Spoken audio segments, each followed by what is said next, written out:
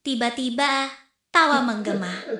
Wajah mereka berubah, tubuh mereka membesar, berbulu, mata merah menyala. Mereka menjelma menjadi genderuwo. Pak Jarwo lari ketakutan.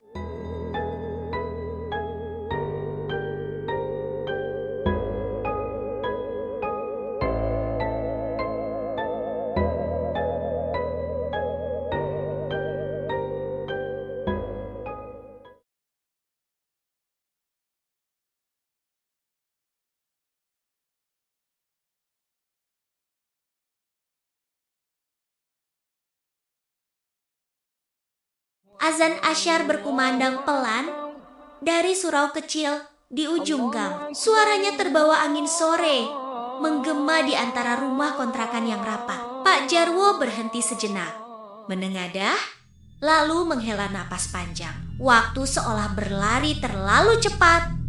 Hidupnya terasa berjalan di tempat. Di depan kontrakan, Wartini, istrinya, sibuk menata pisang, tepung, dan tabung gas ke gerobak. Tangannya cekatan.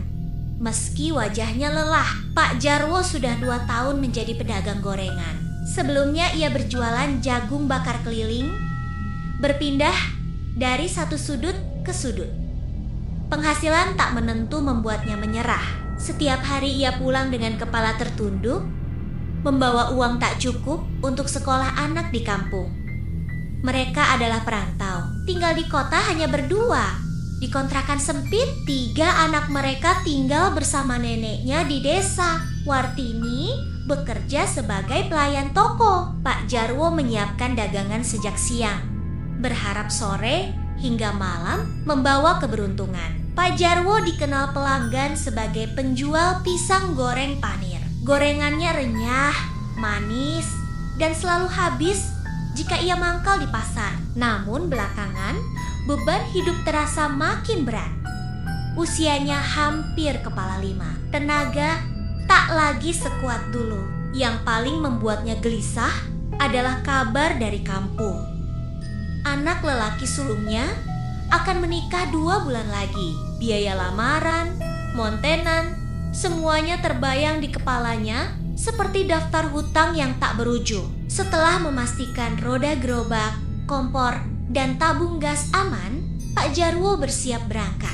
"Hati-hati ya, Kang," ucap Wartini lirih. Pak Jarwo hanya tersenyum tipis.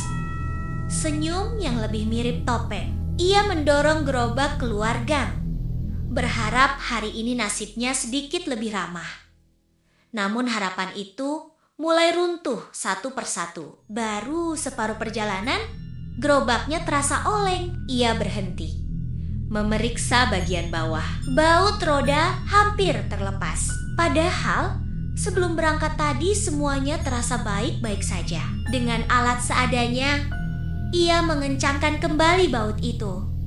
Keringat mengalir deras, membasahi punggung dan wajahnya. Belum selesai masalah itu, sandal jepit yang ia pakai tiba-tiba putus. Dengan kaki lecet, Pak Jarwo tertatih mencari warung. Anehnya, semua warung yang ia singgahi kehabisan sandal ukuran kakinya. Dengan terpaksa, ia membeli sandal yang lebih kecil. Setiap langkah terasa menyiksa. Hari semakin gelap. Sore itu benar-benar terasa sial. Karena berbagai hambatan, Pak Jarwo terpaksa beristirahat di pinggir hutan kota. Ia duduk lesu di bawah pohon mahoni besar, mengibaskan topinya untuk mengusir panas dan keringat. Biasanya pukul 4, ia sudah sampai pasar. Kini matahari hampir tenggelam, dan ia masih separuh jalan. Saat hendak bangkit dan melanjutkan perjalanan, terdengar suara lirih memecah keheningan. "Tolong!" Pak Jarwo menoleh. Jantungnya berdebar lebih cepat.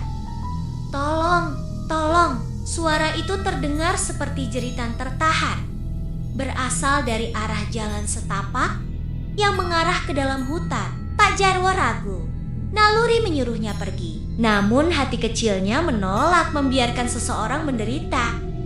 Ia mengikuti arah suara itu. Di ujung jalan setapak berdiri sebuah rumah tua bergaya kuno. Catnya mengelupas, Dindingnya ditumbuhi lumut dan halaman depannya dipenuhi rumput liar setinggi lutut. Rumah itu tampak seperti tak berpenghuni sejak bertahun-tahun lalu. "Tolong Pak," suara itu terdengar lagi. Kini lebih jelas. Dengan langkah ragu, Pak Jarwo mendekat. Saat ia berdiri di depan pintu, pintu itu terbuka sendiri dengan bunyi berderit panjang. Di dalam, udara terasa lembab dan dingin. Bau tanah basah dan sesuatu yang amis menusuk hidung.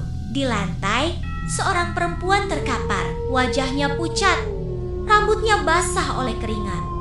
Perutnya besar, jelas ia hendak melahirkan. Pak Jarwo panik. Ia bukan tenaga medis. Bahkan istrinya saja tak ada di sini.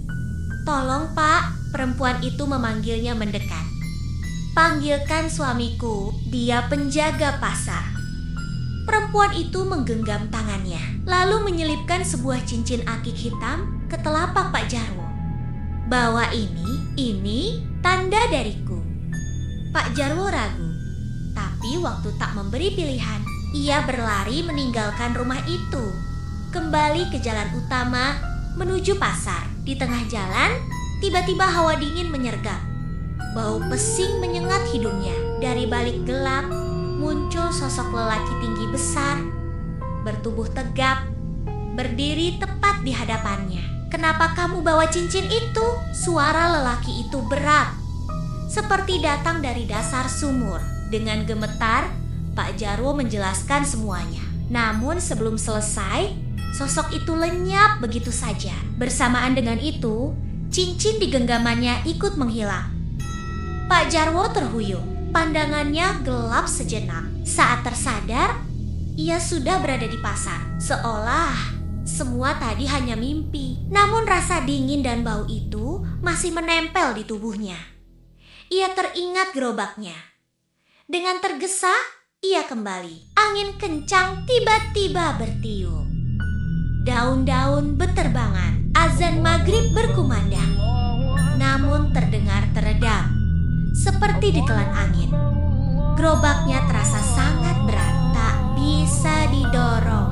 Sosok lelaki tinggi besar itu muncul lagi di belakangnya. "Malam ini tidak usah berjualan," katanya. "Aku borong semuanya."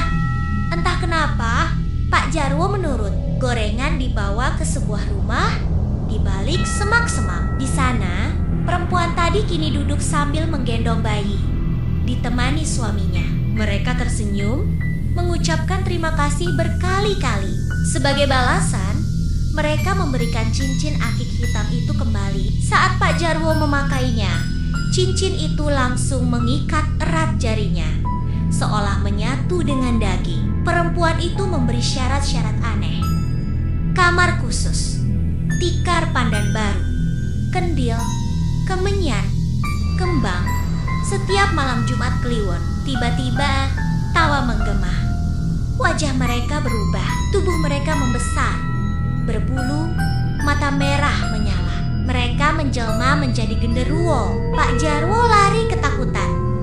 Sejak malam itu, hidupnya berubah. Uang mulai datang. Banyak, terlalu banyak. Setiap Jumat Kliwon, uang di kamar khusus bertambah. Pak Jarwo dan Wartini terlena. Mereka membangun rumah megah di kampung. Hidup berkecukupan. Namun, harga yang harus dibayar perlahan menampakkan diri. Anak keduanya berubah liar, gemar berjudi. Orang-orang dekat menghilang satu persatu. Semua yang melanggar pantangan mengintip kamar khusus tak pernah kembali. Saat Pak Jarwo berniat mengakhiri semuanya dan mencari orang pintar, ia dan istrinya justru menghilang tanpa jejak. Rumah megah itu kini kosong. Dan setiap malam Jumat Kliwon, warga mengaku mendengar suara tawa berat dari kamar yang terkunci rapat. Terima kasih telah menonton video ini. Jangan lupa like, komen, dan subscribe. Dan nantikan video horor selanjutnya. Sampai jumpa.